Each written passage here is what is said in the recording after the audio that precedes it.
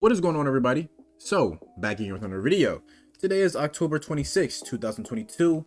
It's a Wednesday, and as of right now, the Los Angeles Lakers are down 83 to 67 against the Denver Nuggets. And I gotta talk about it, bro, because it's disgusting to watch at this point. I'm recording this video a little earlier because at this point I'm expecting the Lakers loss. So as of right now, the Lakers are 0-4 on the season. In a year that was supposed to be an improvement year, you know, considering all the hoopla and craziness and just mid that was of last year, I just thought it was no way that this team could get worse. Yeah, I was wrong. I was wrong. And after this game, I don't know when things are supposed to get better. I mean, they played the Timberwolves, then they played the Nuggets again, then they played the Pelicans in a game where I assume Brandon Ingram and Zion will both be back for. The New Look Jazz have been surprising people all around the league. They play the Cavaliers, then the Jazz again, then the Clippers. I mean, when is it going to turn around for them? Is it even going to turn around? We just got to talk about it, bro. We just got to talk about it. So talking about this Laker roster, let's just say, man, this team sucks, okay? This team stinks. This team has no cohesion. They have limited chemistry. There is no shooting on this team. The defense is very subpar. There's little leadership. I mean, this team sucks, bro. I'm sorry. I don't know how you can even get to this point on a team that has LeBron James and Anthony Davis. And I mean, they tried this offseason to make some moves. They tried to make things work, but in the end, it didn't work out. You can try to add as many bodies as you want, but at the end of the day, they have to fit, for one. And two, the pieces that you add have to be good pieces. And the Lakers ain't really been doing that. And it's a shame. It's definitely a shame because of all the teams that LeBron James has played for, I think the Lakers have done the worst job at surrounding him with talent that not only fits, but talent that is good. Which is crazy to say because you remember his early days in Cleveland when things were rough. I feel like this is worse. The Lakers had a cheat code, man. They had a head start. They had all the assets in the world. Lonzo Ball, Brandon Ingram, Kyle Kuzma, Josh Hart, plethora of first-round picks. They had it all, man. And to think that this is what they have to show for all of that is pretty insane. And we all know LeBron James-led teams always has that guy that they blame. It's always that person that all the negative energy is shifted towards when the going gets tough.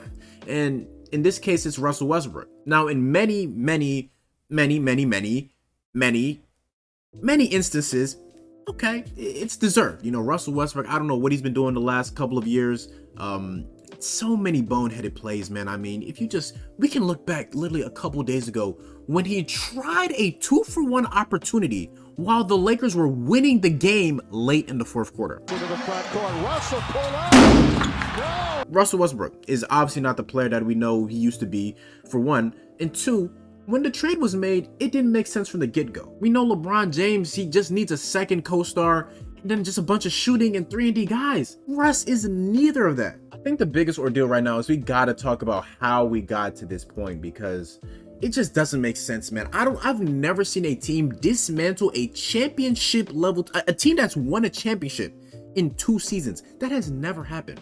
So let's get into it. So boom, we look at the Lakers. 2020 season, they have the bubble, they win the championship. It's great. Everything's going smooth, right? But they took a step backwards. You know, that team was led by its top tier defense and top tier shooting guys they had on their team. And what they do, they let those guys go for whatever reason. JaVale McGee was this rim running athletic center that paired up really well with Anthony Davis. And what did they do? They traded him. Move just didn't make too much sense. They brought in Dennis Schroeder, 6th Man of the Year candidate, who then wanted to start. Then they brought in Montrezl Harrell, who I look at Montrezl Harrell and he's probably the worst defender in the NBA.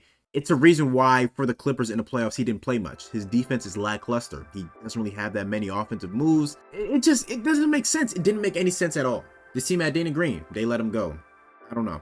And because of so much turnover in a short amount of time, things didn't click. LeBron James and Anthony Davis dealt with injuries for the entire year, and ultimately the Lakers lost in the first round to the Phoenix Suns. So going into that offseason, I feel like it was really simple. Just retool the team on shooting, add more defense, and you probably have another championship level team. It's not hard. You have LeBron James and Anthony Davis. All you need is pieces that fit. In that offseason, the team was like 99.99999% of the way to getting DeMar DeRozan. Compton, as a lot of people like to call him. He was a 20-point per game scorer at the time, but as we would soon learn, he blossomed to that 27-point per game guy that we see in Chicago. It would have been an amazing player for them to have alongside LeBron James and Anthony Davis. But at the last second, Ron Pelinka and the Lakers backed out, and instead they decided to trade for Russell Westbrook, for whatever reason. I still don't know why to this day. You're giving up Kyle Kuzma, Kentavious Caldwell-Pope, and a first-round pick. And I want to talk about that a little bit because if you think about it, Russell Westbrook was originally traded for John Wall. Okay, that's how he ended up in Washington. A John Wall for Russell Westbrook swap. So how do you go from that to Kentavious Caldwell-Pope, Kyle Kuzma, and a first-round pick?